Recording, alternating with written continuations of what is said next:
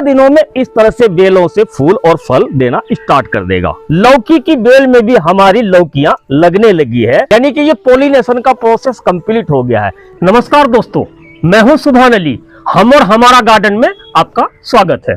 दोस्तों, मार्च का महीना खत्म होने वाला है और नेक्स्ट मंथ आने वाला है अप्रैल, यानी कि सब्जियों के पौधे लगाने का बहुत अच्छा सीजन चल रहा है। कुछ लोगों ने पौधे लगा भी लिए हैं और कुछ लोगों को लगाना बाकी है। अगर आप ये सोच रहे हैं कि अब कैसे होगा, हम तो लेट हो गए हैं, तो उसके लिए आज मैं आपको एक ऐसा तरीका बताऊंगा जिससे बीज लगाने के 3 दिन में ही पौधा ट्रांसप्लांट के लिए रेडी हो जाएगा और 15 दिनों में आपके सब्जी के पौधे से सब्जी लगने लगेगी। क्योंकि आज के इस वीडियो में एक ऐसे तरीके से सब्जी के बीज को ग्रो करके दिखाऊंगा जिस तरीके से आप 3 दिन में ही पौधे को ट्रांसप्लांट कर सकते हैं। तो वीडियो में आप हमारे साथ अंत तक बने रहें ताकि आप 15 दिनों में इस तरह के सब्जी के पौधे तैयार कर पाएं। तो चलिए वीडियो स्टार्ट करते हैं। पहले आपको अपनी जरूरत और अपने पसंद के हिसाब से सब्जियों के बीज ले लेने हैं। जो सब्जी आपको उगाना पसंद है या खाना पसंद है, आप लौकी लगा ले, कद्दू लगा ले, खीरा लगा ले, भिंडी लगा ले। ये मैंने कुछ बीज लिए हैं जो मुझे लगाने हैं या जो सब्जी मुझे पसंद है, जिसमें लौकी है, कद्दू है, खीरा है, भिंडी है। सारी बीजों को लेने के बाद अब आपको एक कटोरी लेनी है जिसमें मैंने पहले से पानी भर लिया है। इस पानी से भरे कटोरी में अब मुझे सारे बीजों को डाल देना है। कुछ बीज ऊपर तैर रहा है, कुछ बीज नीचे बैठ गया है। तो जैसे जैसे ये बीज पानी में भीगेगा वैसे वैसे सारे बीज पानी के नीचे बैठ जाएगा। तो अब आपको इसे 12 घंटे के लिए ऐसे ही छोड़ देना है ताकि सारे बीज अच्छी तरह से भीग जाए। जब तक बीज हमारे भीग रहा है उससे पहले कुछ प्लास्टिक की थैलियों को इकट्ठा करके मिट्टी तैयार कर लेता हूँ, क्योंकि हमें थैलियों में मिट्टी भरनी है। थैलियों को भरने के लिए मैंने अपने गार्डन की मिट्टी ली है और इस मिट्टी में 15% मैंने कंपोस्ट ऐड कर लिया है। गार्डन की मिट्टी बहुत बेस्ट मिट्टी होती है। अगर आपकी मिट्टी गीली है तो आप उस मिट्टी को पहले सुखा ले। मिट्टी को सुखाने से उसमें मौजूद जितने भी फंगस है वो सारे दूर हो जाएंगे और आप मिट्टी को देख सकते हैं एकदम ही भुरभुरी कितनी अच्छी मिट्टी हमारी तैयार है। उसके बाद दूसरी चीज हमने ली है कुछ थैलियां। ये प्लास्टिक की थैलियां हैं जो रेपर है, एक तरह से जो घर में चीजें आती है। ये 4x4 या 5x5 की थैली है। आप इस तरह से सीजर की मदद से एक तरफ आप पूरा कट लगा ले। उसके बाद नीचे साइड, ये नीचे साइड बनेगा, तो नीचे साइड आपको 3-4 होल बना लेने हैं जिससे थैलियों में ऑक्सीजन मिलता रहे। या अगर मिट्टी में पानी डालेंगे तो उससे एक्स्ट्रा पानी बाहर आ जाएगा। तो ये ऊपर ओपन हो गया पूरा और नीचे 3 होल बन गए। इस तरह से अब हमें इन थैलियों में मिट्टी भर लेना है। मिट्टी आप अच्छी तरह से भरे, नीचे कोने को दबा ले, खास करके बहुत ज्यादा टाइट नहीं करनी है, लेकिन आपकी थैली खाली भी नहीं रहनी चाहिए। तो हल्का हल्का आप मिट्टी को प्रेस कर दे। ये देखिए कोने इसके फुल हो गए हैं। थोड़ी सी ऊपर से जगह छोड़नी है आपको, जिससे कि इसमें अगर हम हल्का सा पानी डालें तो पानी या मिट्टी बाहर बह ना जाए। जितनी बीजों को आपने भिगोया है उतनी थैलियों में मिट्टी भर के आपको इस तरह से रख लेना है। मैं इस करेट में रख रहा हूं। तो लगभग सारी थैलियां हमारी भर चुकी है और ये करेट भी हमारा फुल हो चुका है। इसे भी यहाँ पर रख देता हूँ। अगर थैलियां ज्यादा हैं या बीज ज्यादा हैं तो आप दूसरे बर्तन का भी इस्तेमाल कर सकते हैं। अगर आपके पास इस तरह प्लास्टिक का करेट ना हो तो कोई भी बर्तन का इस्तेमाल कर सकते हैं। कोई तसला हो या टब हो इस तरह का, आप उसमें भी थैलियों को भर के रख सकते हैं। थैलियों को भरने के बाद अब आपको इसे छाया में रख देना है। छाया में रखने से यह होगा कि मिट्टी आपकी सूखेगी नहीं, बल्कि जरूरत के अनुसार मॉइस्चर मेंटेन रहेगा। 12 घंटे बीजों को पानी में भिगाए रखने के बाद हमारी बीज अच्छी तरह से भीग गई है, लेकिन 2 बीज ऊपर की तरफ तैर ही रहा है, यानी कि ये बीज खराब है। इन बीजों को आपको नहीं लगाना चाहिए। इन बीजों को आप लगाएंगे तो ये बीज जर्मिनेट नहीं होगा। तो इसे मैं बाहर निकाल के फेंक देता हूं। अब ये जितनी बीजें हैं 12 घंटे में अच्छी तरह से पानी में भीग चुका है।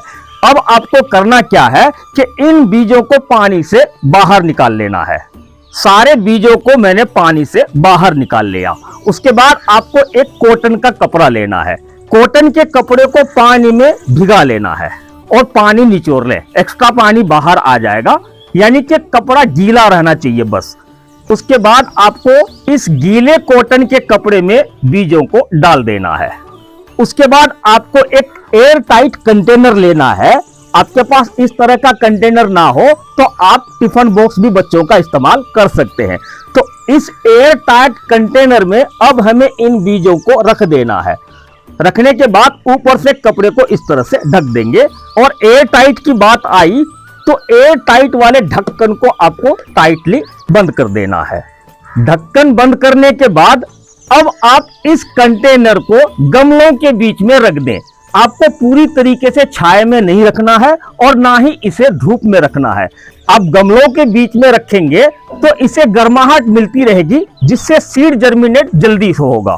गमलों के बीच में रखने के बाद यहाँ आपको 24 घंटे के लिए इसी तरह से छोड़ देना है। 24 घंटे में कुछ ना कुछ सीड जर्मिनेट होना स्टार्ट हो गया होगा। तो इसे खोल के देखते हैं। ढक्कन खोलने के बाद आप पूरे कपड़े को बाहर निकाल ले जिसमें आपने सीड रखा हुआ है, और कपड़े को आराम आराम से लेयर बाय लेयर खोलते जाना है। क्योंकि आराम से इसलिए खोलना है कि सीड जर्मिनेशन हो चुका होगा। बहुत सारे सीड अंकुरित हो चुका है, आप देख सकते हैं। 24 घंटे कंटेनर में बंद रहने की वजह से सीड बहुत तेजी से अंकुरित हो चुका है। कुछ सीड अभी जर्मिनेट नहीं हुआ है, 1-2 दिन में ये भी जर्मिनेट हो जाएगा। लेकिन जितने सीड जर्मिनेट हो गया है इसे आपको अभी लगा लेना है। तो लगाने के लिए आपको इस तरह से बीजों को खुले में नहीं छोड़ना है, वापस इसे ढक देना है। अगर आप खुले में छोड़ेंगे तो ये जो अंकुर है ये सूख जाएगा, जिससे सीड आपका जर्मिनेट नहीं होगा। तो आप इसे ढक के रख दे। बीजों को ढकने के बाद अब आप थैलियां ले लें जिसमें पहले से मैंने मिट्टी भर के रखी हुई है। मिट्टी से भरे थैलियों को लाने के बाद अब आपको एक स्टिक लेना है और सभी थैलियों पर आधा इंची से पौने इंची सुराख मारना है। क्योंकि आधा इंची हमें बीजों को नीचे तक पहुंचाना है। आधा इंची में सीड जर्मिनेशन का प्रोसेस बहुत फास्ट रहता है। तो देखिए सारी थैलियों में सुराख हो गई है। उसके बाद अब आपको बीजों को लेना है जो बीज आपका जर्मिनेट हो चुका है, और एक एक बीज को उठाएं, एक एक सुराख में एक एक बीज डालते चले। बीज कहीं फंस रहा हो तो हल्का सा आप नीचे पुश कर दे और इस तरह से मिट्टी से वापस सुराख को बंद कर दे। सभी थैलियों में आपको यही करना है, एक एक बीज डाल के आपको मिट्टी से बंद कर देना है।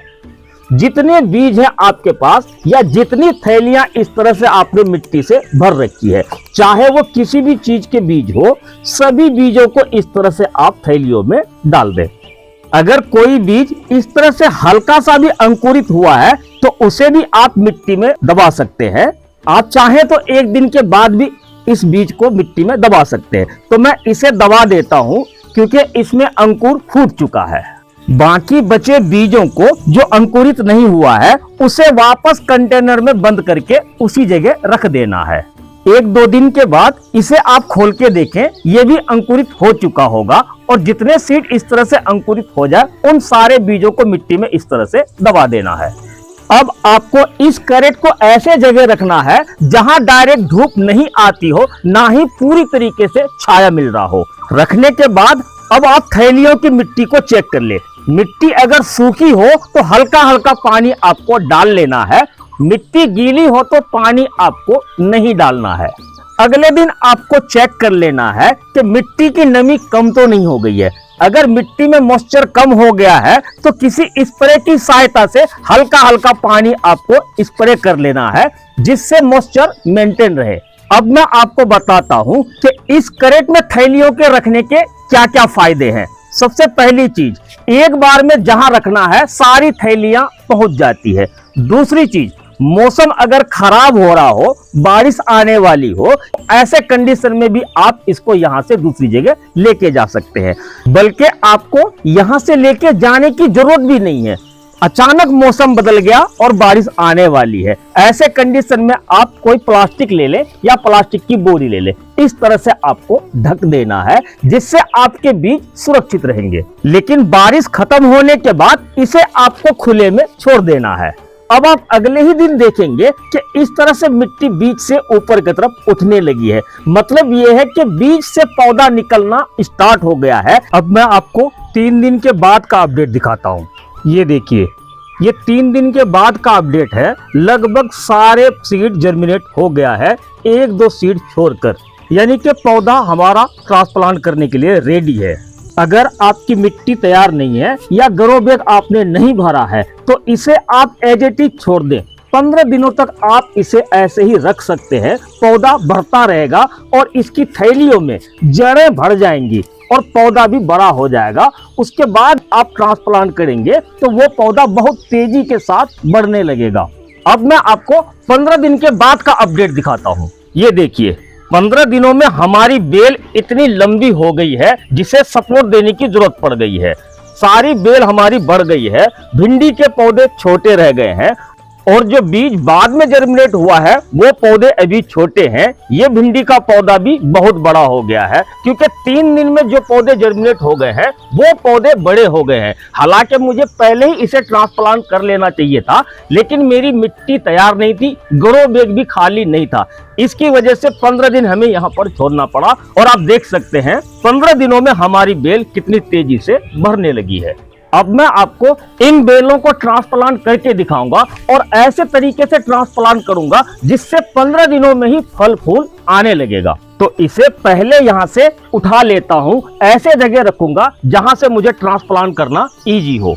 बेलों को ट्रांसप्लांट करने से पहले ग्रो बैग आपको भर के रेडी रखना है। मैंने 4-5 दिन पहले ग्रो बैग भर के रेडी रख दिया है। उसके बाद मैंने पानी डाल के इसे ठंडा कर लिया है। ग्रो बैग की मिट्टी में पानी डालने से मिट्टी का जो टेम्परेचर है या गैस है वो बाहर आ जाता है। उसके बाद जब आप पौधा लगाएंगे तो बहुत तेजी के साथ वो पौधा ग्रोथ करने लगेगा। अब सिंपल तरीके से जहां पर हमें पौधा लगाना है ठीक बीचों बीच सेंटर में, वहां से इतनी मिट्टी हमें हटा लेना है।